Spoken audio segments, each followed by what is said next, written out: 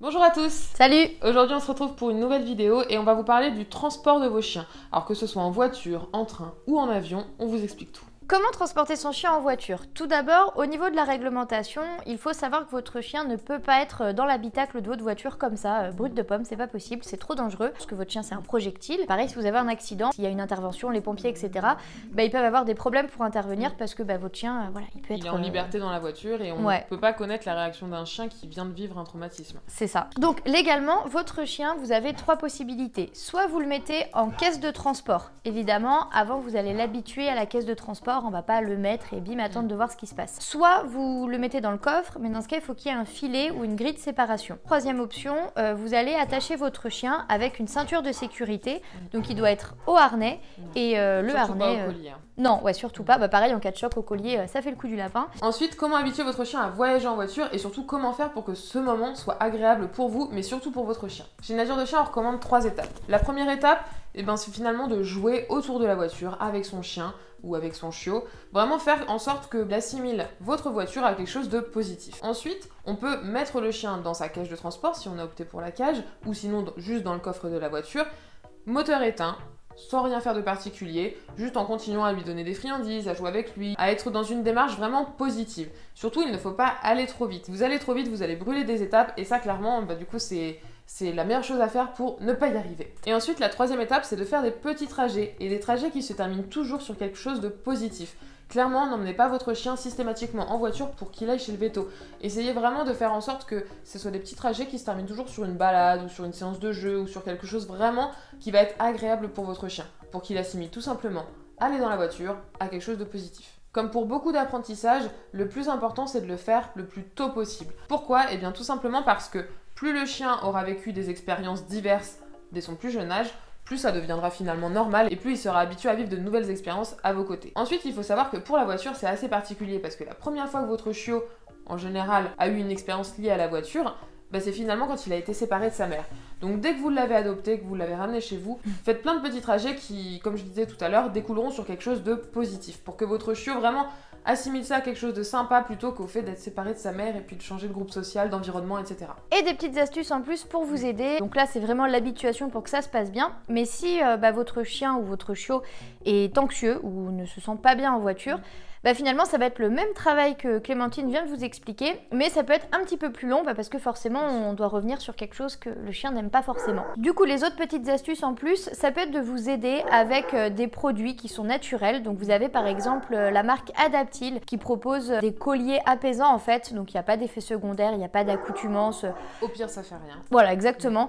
Et pour le coup, il y a de vrais résultats. Il y a aussi les fleurs de bac, notamment le Rescue qu'on peut donner juste avant un trajet en voiture et qui va aider à bien descendre le niveau de stress du chien. Ouais. Alors c'est en complément d'un travail à côté, c'est pas juste ça, mais ça peut être une astuce en plus. En fait, ça peut aider votre chien juste à retrouver un équilibre émotionnel, que ce soit le collier Adaptil ou les fleurs de bac. C'est vraiment pour rééquilibrer les émotions du chien. Après, n'hésitez pas aussi à aller voir votre vétérinaire, notamment si votre chien est malade en voiture, c'est-à-dire qu'il vomit. Le vétérinaire peut éventuellement vous prescrire pour votre chien plutôt un traitement pour le mal des transports. Ça va faire qu'il ne vomira plus et donc automatiquement vous allez réussir à plus l'habituer positivement si déjà il vomit pas. Une chose qui est très importante aussi, c'est votre attitude. En fait, votre chien, c'est une éponge à émotions. Donc si vous êtes mal à l'aise, si vous stressez à l'idée d'emmener votre chien en voiture, votre chien, il va le ressentir et il va agir en conséquence. Donc vraiment, il faut que vous soyez finalement neutre, sûr de vous. Vous savez que ça va bien se passer. Vous avez suivi tous nos conseils précédents pour que ça se passe bien, donc ça va bien se passer. Par exemple, si votre chiot ou votre chien se met à couiner, se met à pleurer, se met à baver, etc., essayez d'être neutre, d'ignorer ce comportement, de ne pas mettre une valeur finalement sur cette attitude qu'a votre chien. Souvent d'ailleurs, ce qu'on fait quand un chien il pigne, on lui dit non mais c'est cool, ça va aller, ça se passe bien. Dès qu'il bave, on le nettoie parce qu'on veut pas qu'il y en ait plein partout. Et ça en fait, c'est des attentions finalement qui vont valider le comportement de votre chien. Souvent ça part d'une bonne intention, on veut rassurer son chien, mais malheureusement à contrario, il est souvent validé dans son mauvais comportement. Et une autre astuce qui je pense conclure un peu la partie voiture, c'est les jouets d'occupation qu'on peut aussi mettre dans le coffre. Alors ça peut être même un os à mâcher, quelque chose comme ça si le trajet dure un petit peu. Et ça va va vraiment aider votre chien à positiver la voiture, à s'occuper, éviter qu'il soit vraiment dans le stress parce qu'au final il se dira dès que je monte en voiture, j'ai mon petit jouet que j'aime bien avec mes petites friandises à l'intérieur. Tout ça va vraiment considérablement aider à faire que votre chien apprécie la voiture et donc ce soit pratique pour vous. Vous aurez remarqué que Pipoule est très en forme aujourd'hui, tout simplement parce qu'il y a Cara qui est dehors et qu'elle a très envie d'aller jouer avec elle. Donc on revient. Voilà. On a un petit truc à gérer. Ok. C'est bon. Étape Pipoule. Pipoule gérée. C'est ça. Où est-ce qu'on en était? Au train. Enfin, on avait fini la voiture et on devait passer à la partie train. La réglementation. La réglementation concernant le transport des chiens en train. Soit votre chien, c'est un petit chien qui peut rentrer dans un sac de transport et là, vous êtes plutôt tranquille, même financièrement. Je crois que c'est à moins de 10 € la place que vous payez pour votre chien. En revanche, si votre chien pèse plus de 7 kg, là, c'est un peu plus compliqué. C'est-à-dire que s'il ne peut pas rentrer dans un sac de transport, vous devez obligatoirement le tenir en laisse et muselé. Même si c'est le chien le plus gentil du monde, c'est obligatoire. Ensuite, au niveau du tarif, c'est là que ça coince. Quand vous avez un chien de plus de 7 kg, le prix de la place de votre chien coûte la moitié de la vôtre. En gros. Pour habituer votre chien à la muselière, il y a un travail à faire aussi, comme pour tout. La muselière ne rend pas le chien méchant, c'est un objet comme un autre. En amont, il y a un travail sur l'habituation de la muselière à mettre en place parce que, évidemment, votre chien, si vous lui mettez comme ça, il va probablement trouver ça désagréable. Donc déjà, il y a un petit cliché sur la muselière qui est que souvent on se dit, voilà, un chien muselé est méchant, mais pas du tout. Regardez les chiens de catégorie, ils sont légalement obligés d'être muselés tout le temps et eux, la muselière, c'est plutôt associé à la balade, donc ils adorent ça. Donc c'est tout à fait possible avec votre chien aussi, et d'ailleurs dans tous les cas l'habituation à la muselière c'est quelque chose de bien à faire, que vous voyagez ou pas avec votre chien. L'habituation à la muselière elle se fait par étapes, elle se fait avec une muselière qui est bien conçue. Alors nous on recommande souvent les muselières paniers où on peut facilement donner de la nourriture, votre chien peut respirer correctement, il peut même boire avec, donc pour les longs trajets c'est quand même pas mal. Il faut compter quelques semaines pour vraiment positiver l'objet, donc avant le trajet prévoyez de le faire, voilà, peut-être 2-3 semaines avant. Et aussi quand vous voyagez en train, pensez toujours à prévoir des sacs à crottes parce que si votre chien est propre il fera pas dans le train mais des fois pendant des arrêts et du coup vous allez sortir votre chien pour qu'il fasse pipi caca avant le départ du train. Il s'agit pas de laisser les crottes de votre chien sur les quais donc ça c'est un petit truc tout bête mais il faut y penser. Ouais. Voilà. Pareil, gamelle d'eau, etc. Ouais. Il faut penser à s'équiper un minimum. Après, au niveau du train, comme pour la voiture, c'est bien de l'habituer. Donc n'hésitez pas, si vous avez un chiot, par exemple, anticipez, amenez-le à la gare. Enfin voilà, l'environnement, en fait, plus il va être habitué à ça, et plus ce sera naturel, normal finalement, donc agréable pour lui. Notamment l'arrivée des trains, même si vous montez pas dans le train avec votre chien, habituez-le à entendre le train arriver parce que c'est quand même quelque chose qui est impressionnant, qui fait du bruit donc c'est bien s'il est habitué à ça. Et même la foule, allez vous promener au marché, voilà, parce que souvent dans les gares à Paris par exemple c'est bondé de monde en fonction de certains horaires et pareil c'est quelque chose que votre chien doit être habitué à vivre. C'est tout bête, les escalators, enfin voilà, il y a plein de petites choses auxquelles on pense pas forcément, mais si vous l'anticipez avec un chiot et si vous le travaillez avec un chien adulte c'est possible aussi, mais tout dépend de sa sensibilité, de son âge, etc. Mais voilà, faut s'attendre à ce que ça puisse poser problème, donc il faut l'anticiper dès le départ. Pareil, pensez aux bases éducatives, apprendre à son chien à se poser, à attendre, à pas sauter sur tout le monde, à pas mâchouiller les sièges, enfin bref, tout ça c'est des choses à faire avant, parce que c'est pas en 1 heure que ça se met en place, mais il faut y penser. Laissez aussi un jouet d'occupation à votre chien pendant le trajet, pour que il ait pas envie d'aller voir tout le monde et de vous réclamer de l'attention. On passe tout de suite au voyage en avion. Ça c'est autre chose. Moi personnellement, je sais pas si je le ferai. Alors moi je l'ai fait. Je l'ai fait quand je suis partie au Canada parce que c'était hors de question. Je suis partie plusieurs mois. Je devais prendre Pipoule, c'est la base. J'allais pas partir sans elle. Habituer un chien à prendre l'avion, faut avoir de la thune quand même. Non, alors oui, j'ai beaucoup voyagé pendant plusieurs mois. Quand on prend l'avion avec son chien, le plus important c'est de l'habituer surtout à la cage. Exactement. En fait, alors déjà, il y a plusieurs choses quand vous préparez un trajet donc à l'étranger. Déjà, il faut que vous vous renseigniez sur la réglementation. Moi, par exemple, je suis partie au Canada et au Canada, il a fallu que j'ai un certificat sanitaire. Il fallait que ma chienne soit vaccinée contre la rage obligatoirement en cours de validité. Et il y a certains pays, en effet, où ils vont vous imposer une quarantaine. Enfin voilà, il y a pas mal de réglementations. Puis chaque pays a un peu le sien. Donc ça, il faut vraiment aller bien peaufiner le truc avant de partir. Renseignez-vous même auprès de votre vétérinaire. En général, ils sont au point sur toutes les réglementations en vigueur dans chaque Ouais, pays. ou les ambassades, sinon Oui. c'est via les ambassades. Au niveau du voyage en avion à proprement parler, il a fallu que je trouve la compagnie aérienne, parce que c'est pareil, là au niveau des tarifs, vous allez voir, c'est un carnage.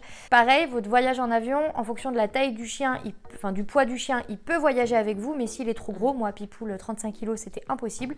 Elle a dû voyager en caisse de transport, et là attention, votre caisse de transport, elle doit être aux normes IATA. Donc IATA, voilà. Et ça, il faut vraiment acheter ce modèle-là, enfin c'est ce modèle propice aux normes IATA, sinon vous ne pourrez pas le prendre clairement. Hein. Donc ça, faites attention. La caisse de transport, je l'ai achetée honnêtement peut-être 4-6 mois avant le départ et c'est devenu son panier. En fait, je l'avais ouvert dans mon salon et je l'ai habitué, mais alors tellement, enfin ça a été vraiment un travail tous les jours. Je mettais de la nourriture, je lui faisais des papouilles, enfin bref, j'ai vraiment énormément positivé l'objet. Ce qui fait qu'aujourd'hui, plusieurs années après, je sors la caisse, elle fonce dedans. Hein. Vraiment, elle l'a associée à quelque chose de vraiment agréable. Et donc, c'est comme ça que je l'ai habituée. J'ai pas pris l'avion 50 fois en quelques mois. J'ai vraiment positivé, mais alors plus, la caisse de transport. Un autre point, à l'aller, j'ai fait le choix de donner un traitement à ma chienne pour qu'elle dorme, en fait. Ce que j'ai pas fait au retour, en fait, parce que de mon point de vue, quand je lui ai donné le traitement, elle était complètement abattue. Et en fait, quand j'ai récupéré ma chienne, ça a été un carnage, parce que quand elle m'a vue, je suis repartie pour aller chercher un chariot pour mettre la caisse. Et là, mais elle a hurlé dans tout l'aéroport de Montréal. Il y a tout le monde qui me regardait, genre, mais qu'est-ce qui se passe? Et en fait, ça, elle a pas compris. Je pense que le fait qu'elle ait dormi pendant le trajet, parce que ça a été très très long, elle a vraiment pas compris. Et au retour, donc je lui ai rien donné. On est parti comme ça, brut de pomme. Et en fait, ça s'est passé, mais alors crème. Le fait qu'elle comprenne tout ce qui se passe, qu'elle ne soit pas abattue, il n'y a eu aucun souci, vraiment. Ce qu'on a conseillé tout à l'heure, Adaptil, Fleur de Bac, ça clairement, n'hésitez pas, hein, ça ne pourra que aider votre chien et au pire, ça ne lui fera rien. Et d'ailleurs, ce sera peut-être même mieux qu'un traitement médicamenteux parce que voilà, la Pipoule, elle l'a finalement pas si bien vécu que ça. Voilà, en fait, je pense que c'est vraiment dans sa notion de ce qui se passait. Sûr, voilà, elle n'a pas suivi toutes les étapes et elle était un peu groggy, elle n'était pas super à l'aise. Au final, moi, ça a été une bonne expérience, hein, ça s'est très bien passé. Moi, je sais que si j'avais le choix entre même prendre le bateau. Non mais j'y ai pensé. Je me suis dit je vais partir en cargo quoi. Pour finir là-dessus, les recommandations on va dire diverses. Que vous voyagiez avec votre chien soit en voiture, en train, en avion, à bicyclette. En moto dans le sidecar. Trop stylé. Ah grave. Stylé. Alors la première chose, ne donnez pas à manger à votre chien avant de faire un voyage. Que ce soit pour n'importe quel type de transport. Notamment si vous avez un chien qui vomit facilement, clairement ne l'encouragez pas là-dedans. Après un autre conseil, avant un long trajet, pensez à bien promener votre chien, à le dépenser, autant qu'il ait évacué un peu toute son énergie avant. Attention à bien apprendre à votre chien le pas bouger quand vous ouvrez le coffre, surtout sur une aire d'autoroute où ça peut être compliqué. Ça c'est vraiment une règle de sécurité vitale. Et si du coup vous voyagez en train, essayez de favoriser des voyages où vous savez qu'il y aura quelques arrêts parce que voilà, pour tout simplement permettre à votre chien de faire ne serait-ce qu'un petit pipi. Bon, allez, tant pis s'il lève la patte sur le train, quoi, mais voilà. Vaut mieux ça que dans le train. Une autre astuce, vous pouvez, quand votre chien voyage en caisse par exemple, lui laisser aussi un vêtement qui a votre odeur, ça peut le rassurer. Voilà, c'est à peu près tout ce qu'on pouvait vous dire sur comment voyager avec son chien, voiture, train, avion. Bon, on vous a pas fait le bateau, on vous a pas fait le bus, mais ce sera peut-être le sujet d'une vidéo. Hein. Voilà, on vous a fait les 3 principaux. On espère que cette vidéo vous a plu. Si c'est le cas, eh bien... like. Voilà, et si ça vous a énormément plu et que vous voulez en voir d'autres, abonnez-vous. Et nous, on se redit à très bientôt pour de prochaines vidéos. Voilà. Salut.